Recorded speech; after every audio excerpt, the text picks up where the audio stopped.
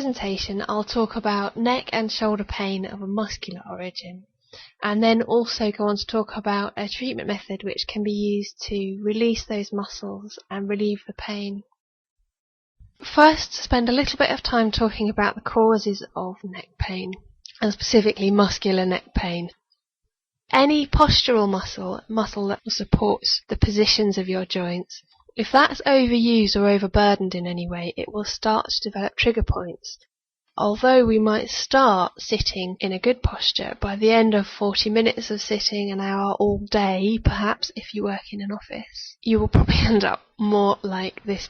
And you can see here in the second example, the head is forward, so an enormous amount of weight is now kind of hanging off the back of the shoulders, and they're going to start to feel overworked, sore, and develop trigger points.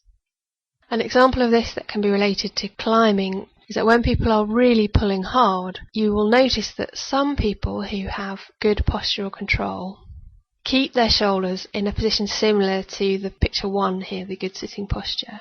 Whereas others, by the time they get tired, or if they're really exerting maximally, their shoulders will start to fall forwards, will be drawn forwards into a much more rounded shoulder position. Both of these things either operating maximally in an suboptimal position or just spending a long time sitting in a poor posture.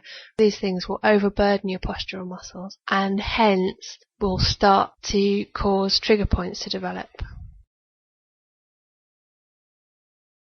This diagram here depicts what therapists believe to be happening, but it's worth noting that there's an awful lot of information on the internet which sets itself up to be sort of cold hard science, but please remember that none of this is cold hard science. These are just theories at the moment, and this is one of them. The circle here is showing muscle fibres running from left to right, and a few of those muscle fibres have been densely contracted. The uncontracted part of the fibre is being stretched really tight, and those contractions are failing to release. If you now take a step back and look at the picture above, which is of a complete muscle, what you see is that the trigger point itself is embedded within a really taut band, which runs right the way from the origin of the muscle to its insertion, and the trigger point is pulling hard on the rest of the muscles. And that tight band can be felt. It can be felt from the outside. You can palpate it as a physiotherapist. It can be felt from the inside. You know when somebody's on it, and you can sometimes, with really tight ones, you can almost kind of flick across them, and that is quite uncomfortable. The object of trigger point release is to accurately locate the trigger point and then treat it with a persistent pressure until you feel it dissolving more or less underneath your fingers. You can locate these trigger points in a couple of ways. There are diagrams available all over the internet, but also you may well just be able to feel them. You know when you're on one. Once you've located it, or the vague area, spend a little bit of time absolutely pinpointing it. Apply a gentle pressure and just watch and feel what's happening to the muscle. The secret, the key, is that the pressure you use is gentle enough that the muscle doesn't start to contract in response to it, but firm enough that the muscle will start to relax. And what often happens is that as time passes, the muscle will accept a stronger and stronger pressure until you're really pressing as hard as you can. You might even want to reinforce with another finger, and you'll certainly see your nails going white. In response to this pressure, the trigger point will either completely evaporate and the pain will go, or more likely it will improve a bit and then it will stop improving. With either of those outcomes, that's the time you need to stop. As with any treatment, you need to know when not to use it, and those circumstances are primarily when there is some other skin condition happening at the area that you want to treat. So, for example, a recent skin problem, a cut or a graze over that area, or a recent burn. If you have local infection under the area, you shouldn't be going in and disturbing that, and certainly not if you have a local malignancy, a cancer in that area. Also worth bearing in mind is you shouldn't really treat over the top of the soreness from a previous treatment. So it's much more effective if you wait until the soreness has disappeared from the last session and then go in to repeat the treatment. You also, of course, will need to know when to stop the treatment if certain undesirable symptoms start to appear. And the classic one that you may come across is if a pain starts to occur which really doesn't feel right. This technique, although it's ultimately pain relieving, can actually be quite painful. But people will report, or if you're self-treating, you will find that majority of the time it feels like a good pain, perhaps a relieving pain. People seem to be quite good at discerning whether a pain is productive in some way or if it's just flat out bad. Equally, if somebody starts to feel dizzy or faint, please don't go ahead. It's not the treatment for them. And likewise, with pins and needles or numbness developing. If you are starting to see any of these symptoms, it's best just to go and see a doctor. This is just a whistle-stop tour now of some really common trigger points that develop in the neck and the shoulder muscles. So I'm going to show you first of all where the muscle is, and then you'll see also a diagram of where the trigger point that relates to that muscle is. So here we have trapezius. I'm only really going to concentrate on upper fibers of trapezius, which is the red area here. Here's the trigger point for upper trapezius, and it's one that I've no doubt everybody has at some point tried to find in the shoulders. It's a really common, the first sore one that you tend to get.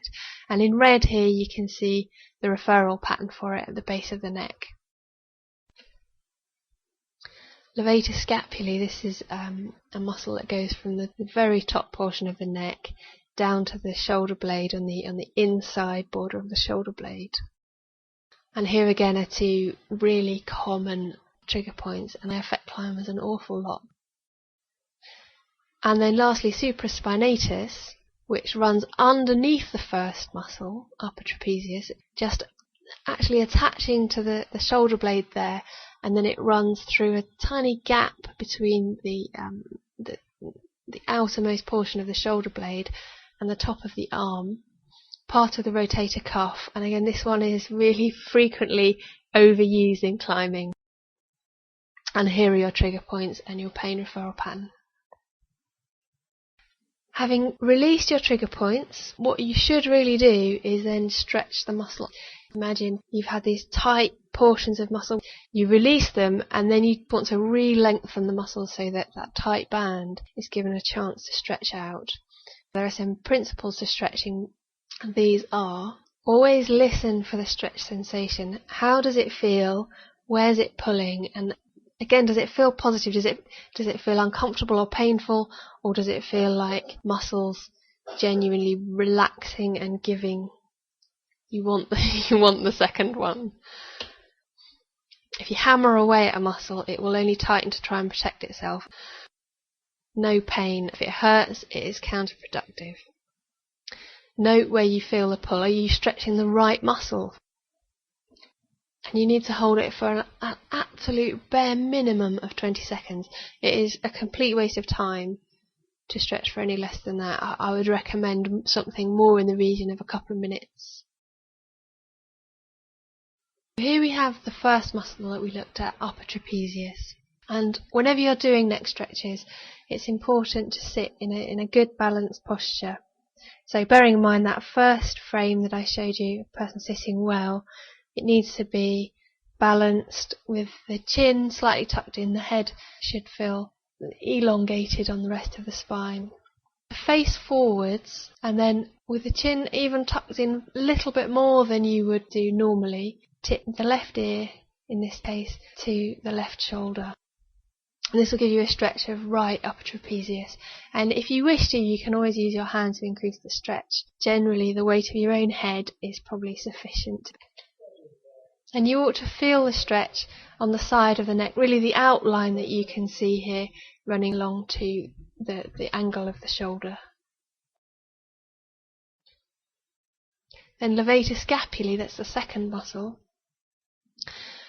Again, you need to sit in a good posture, chin tucked in, and then really tuck it in even further. And as you do this stretch, you need to ensure that you don't lose that tucked in posture, which is quite counterintuitive actually. You've got to watch for it. Then look down, peer downwards towards the top and the side of your chest. So this photo here shows somebody stretching their right levator cap. And so they're peering downwards towards the left side, upper side of their chest. And the location of this stretch is the back of the neck, just to the side of the spine, so just to the right in this case, running really from the base of the skull all the way down to the inside border of the shoulder blade. Thank you for listening. Here's just a few references, particularly places that I took some photos from, and there's also a really lovely another presentation on trigger point release at lifeafterpain.com.